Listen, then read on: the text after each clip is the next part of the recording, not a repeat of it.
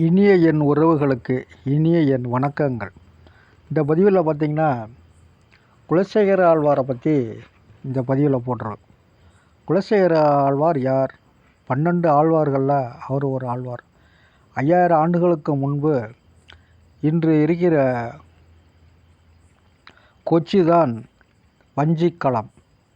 இந்த வஞ்சிக்களத்தில் ஆட்சி செய்த முதல்வர் யாருன்னு கேட்டிங்கன்னா 5000 ஆண்டுகளுக்கு முன்னாடி இவர்தான் குலசேகர ஆழ்வார்.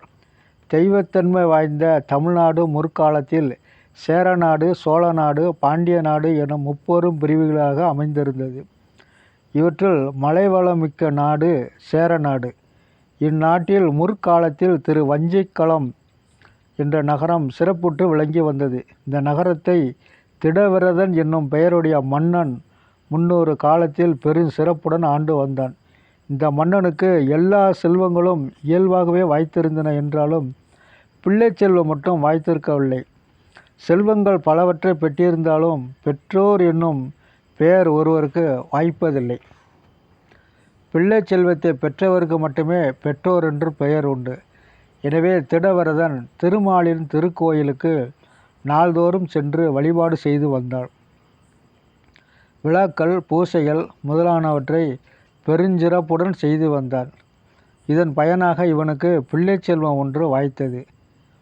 5000 ஆண்டுகளுக்கு முன்பு மாசி மாதம் புனர்பூச நட்சத்திரத்தில் திடவிரத மன்னனின் பட்டத்து ராணி ஆண்மக ஒன்றை ஈன்றெடுத்தாள். இந்த தெய்வ குழந்தை திருமாலின் கௌஸ்துவ அம்சமாக அவதரித்தது.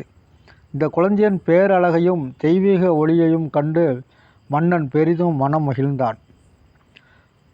குழந்தையை பெருஞ்சிறப்புடன் வளர்த்து வந்தான். இந்த குழந்தையால் தன் குலமே பெருமையுறும் என்று கருதினான். எனவே குலசேகரன் என்னும் திருநாமத்தை குழந்தைக்கு சூட்டினான். குலசேகரன் அரசகுல குழந்தை அல்லவா, மேலும் தவமிருந்து பெற்றெடுத்த பிள்ளையாயிற்றே. எனவே குலசேகரனை பெற்றோர் கண்ணை பாதுகாப்பது போல காப்பாற்றி சிறப்புடன் வளர்த்து வந்தனர். உரிய காலத்தில் குழந்தைக்கு செய்ய வேண்டிய நாமகரணம் முதலானவற்றை சடங்குகளை செம்மையாக செய்து முடித்தான். கல்வி கற்கும் பருவம் வந்தது. எனவே வேதங்கள், சாஸ்திரங்கள் முதலானவற்றை பயிற்றுவிக்கவும் வில்வித்தை, வாழ்வித்தை முதலான அரச குலத்தோருக்குரிய கலைகளை கற்றுத்தரவும் நல்ல ஆசிரியரை மன்னன் ஏற்பாடு செய்தான். குலசேகரன் இளமையிலேயே மதிநுட்பம் வாய்ந்தவனாக இருந்து வந்தான். ஆசிரியர் கூறுவனவற்றையெல்லாம் எளிதாக புரிந்து கொண்டான். கற்க வேண்டியவற்றையெல்லாம் விரைவாக கற்றுக்கொண்டான். மைந்தனின் கல்வி நலத்தை கண்ட மன்னன் மகனுக்கு இளவரச பட்டம் சூட்டினான். பின்பு குலசேகர பெருமாள் மீது பக்தி கொண்டு திருமாலை வியப்படைந்தார்.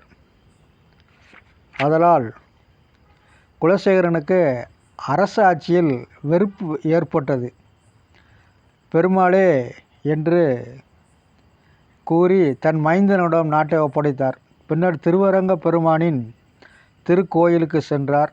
நாள்தோறும் திருவரங்க பெருமானை சேவித்தார். இந்த முதல்வர் பதவி எனக்கு வேண்டாம் என்று மகனிடமே கொடுத்துவிட்டு சென்ற ஆழ்வார் அல்லவா. வைணவ அடியார்களுக்கெல்லாம் பணிவுடன் அடிமை தொழில் செய்து வந்தார். பின்பு அங்கிருந்து புறப்பட்டு திருவேங்கடம், தில்லை, சித்திரக்கூடம், திருக்கண்ணபுரம், திருமாலிருஞ்சோலை, திருவெத்துவக்கோடு, திரு அயோத்தி முதலான திருப்பதிகள் சென்று பெருமாளை பாடி பரவசமடைந்தார். இறுதியில் நம்மாழ்வார் அவதார தலமாகிய திருக்குருகூர் அருகே இருக்கும் தலம் ஒன்றில் வந்து தங்கினார். அங்கு எழுந்தருளியிருக்கும் பெருமாளுக்கு தொண்டு செய்து வருகையில் தம் 67வது ஆண்டில் வைகுந்த பதவியை அடைந்தார். குலசேகரன் பாடிய பாடல்கள் இராமாயணத்தின் சாரமாக அமைந்தவை. அந்த ஆழ்வார் மொத்தம் 105 பாடல்கள் பாடியிருக்கிறார். இவை 4000 திவ்ய பிரபந்தத்தில் பெருமாள் திருமொழி என்று பெயர் பெறுகிறது. அவர் பாடிய பாடலை, சிறப்புற்ற பாடலை நான் பார்ப்போம். செடியாய வல்வினைகள் தீர்க்கின்ற திருமாலே, நெடியாய வேங்கடவா நின் கோயில் வாசலின்கண், அடியாரும் வானவரும் அறம்பயரும் கிடந்த எங்கும், படியாக கிடந்தவன் பவளவாய் காண்பேனே. குலசேகர ஆழ்வார் திருவடிகளே சரணம்.